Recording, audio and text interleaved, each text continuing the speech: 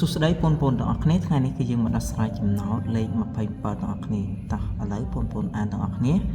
កសិករម្នាក់មានស្រូវមួយជង្រុក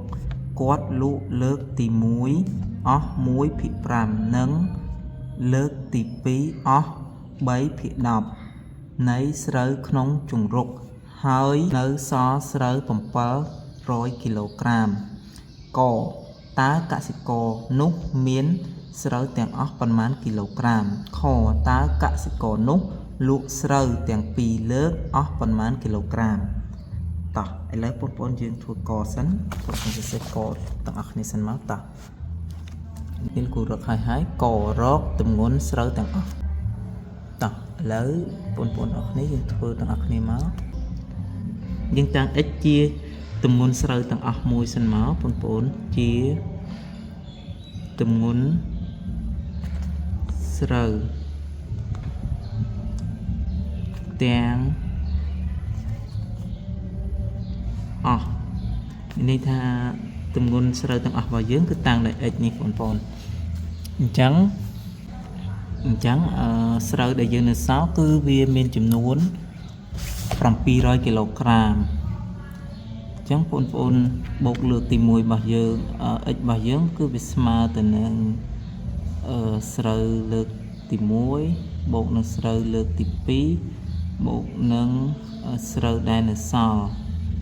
700គីឡូក្រាមបងប្អូន x របស់យើងគឺស្មើទៅនឹង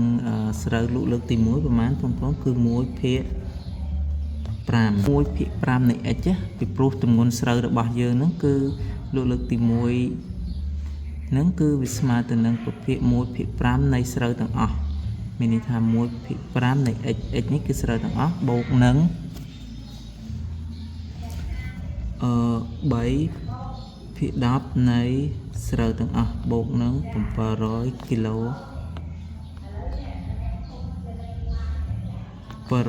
ក្រាមការបូកមកអានេះដោយសារតែអញ្ញត្តិវា x នេះគ្នាបងប្អូនអាចធ្វើការបូកបានប៉ុន្តែភាគបែងខុសគ្នាអញ្ចឹងបងប្អូនត្រូវតម្រូវភាគបែងសិនភាគបែងនេះ5ភាគបែងអានេះបាន10ភាគបែងអានេះ5ភាគបែងនេះ10អញ្ចឹងអានេះត្រូវតម្រូវភាគបែងរួម10អញ្ចឹងអានេះត្រូវគុណ2លើគុណ2ដែរ1គុណ2បាន2នៅលើ10 x បូកនឹង3នៅលើ10 x បូកនឹង700គីឡូក្រាមអញ្ចឹងបងប្អូនអាចធ្វើការបូកបានណា x បងប្អូនស្មើនឹងប្រមាណពី x បូក3ស្មើនឹង5 x នៅលើ10បូកនឹង700គីឡូក្រាមមូលហេតុដែលលោកគ្រូបង្រៀនបងប្អូនដោះស្រាយតាមបែបសមីការពីព្រោះនៅពេលដែលយើងទៅរៀននៅវិទ្យាល័យយើងនឹងដោះស្រាយបែបសមីការហើយអញ្ចឹងបងប្អូនអាចធ្វើការរៀនឲ្យហើយទៅចេះស្រាប់តែម្ដងពេលបងប្អូនឡើងទៅរៀននៅវិទ្យាល័យប៉ុន្តែមុននឹងយើងបន្តទៀតលោកគ្រូសង្ឃឹមថាបងប្អូនទាំងអស់គ្នានឹងជួយចុច Subscribe និង Like នៅ Channel របស់លោកគ្រូម្នាក់មួយផងដើម្បីជាកម្លាំងចិត្តបាទសូមអរគុណលើអានេះ5x នៅលើ10វាជាផលបូកបងប្អូនបោះម្នេះបានទៅជាផលបដកx ដកនឹង 5x នៅលើ10ស្មើនឹង700គីឡូក្រាមនេះគឺនៅដដែលបងប្អូនដោយសារតែយើងអត់បានធ្វើការបោះមកទេឥឡូវបងប្អូនធ្វើការតម្រូវភាគបែងរួមគឺ10ទេណាតម្រូវភាគបែងរួមទៀតអញ្ចឹង10គុណ x វាបានទៅជា10x ដក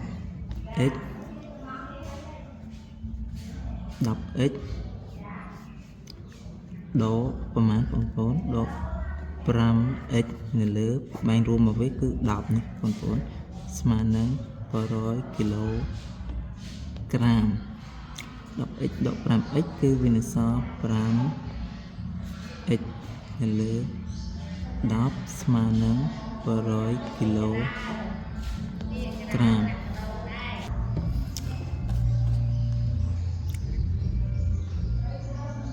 បន្តមកទៀតបងប្អូនធ្វើការ 10ទៅនោះទៅដោយសារតែបបនេះវានៅពីបែងវាជាផលចែករបស់ទៅនោះបានផលគុណណាបងប្អូនអញ្ចឹង5x ស្មើនឹងប្រមាណគឺស្មើទៅនឹង700គីឡូក្រាមគុណនឹង10តមកទៀតបងប្អូនធ្វើការទាញរក x យើងនេះមួយគុណ5មានន័យថា5គុណនឹង x អញ្ចឹងបងប្អូនបោះ5ទៅអស់មកខាងទៀតគឺវាបានទៅជាផលចែកបងប្អូនបោះទៅផលចែកបោះទៅផលគុណវាប្រច្រាស់គ្នាបងប្អូនផលបូកបោះទៅផលដកបោះទៅផលបូកបោះទៅអស់មកខាងទៀតនៃសញ្ញាស្មើ x ស្មើនឹង700គីឡូក្រាមគុណនឹង10នៅលើចែក5នេះបងប្អូនបោះទៅបានជាផលចែកម្ដងអញ្ចឹង700គីឡូក្រាមគុណនឹង10ថែមតែ01បងប្អូនអញ្ចឹងវា7000គីឡូក្រាមស្មើនឹង7000ចែកឲ្យ5ស្មើទៅនឹង1400គីឡូក្រាមត្រង់កន្លែងនេះគូកាត់តិចបងប្អូនអាចធ្វើការចែកឡាយទៅគឺវាស្មើប៉ុណ្ណឹងណាអញ្ចឹងចម្លើយយើងឃើញណានេះបងប្អូននេះតាំង x ជាទម្ងន់ស្រូវទាំងអស់អញ្ចឹងស្រូវទាំងអស់របស់យើងគឺវាមានចំនួនវាមានទម្ងន់1400គីឡូក្រាមអញ្ចឹងកបងប្អូនដឹងណាកបងប្អូនអាចធ្វើការឆ្លើយបានបង x របស់យើងគឺស្មើទៅនឹង2/10 នៃ x បូកនឹង3/10 នៃ x បូកនឹង700គីឡូក្រាមស្មើនឹង x នេះ x ស្មើនឹង1400គីឡូក្រាម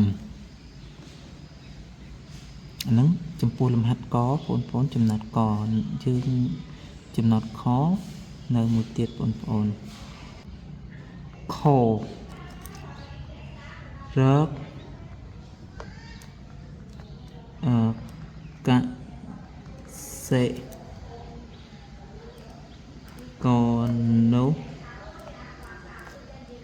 លក់ស្រូវទាំងពីរលើក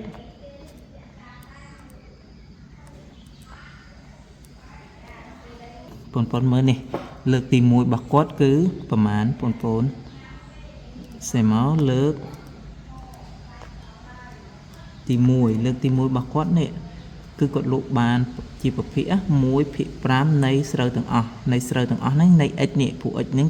ជាស្រូវទាំងអស់របស់យើងនៃ x 1/5នៃស្រូវទាំងអស់អញ្ចឹងបងប្អូនសរសេរមក1/5គុណនឹងនៃ x នេះ